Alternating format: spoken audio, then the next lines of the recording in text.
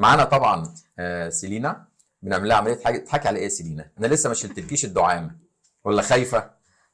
طيب لو وجعتك قولي ان هي وجعتك بس كده اهي. شلنا الاولانيه ونشيل الثانيه بعديها. ايه رايك بقى؟ ها خدي نفس. احسن. ايه احسن. احسن ولا نص نص؟ لا لا خدي نفس كده ونزلي ايدك تحت. قولي لي بقى، احنا شلنا الدعامه، قولي لي اخبارك ايه؟ لا احسن. لا كانت صعبه يعني. يا شيخ؟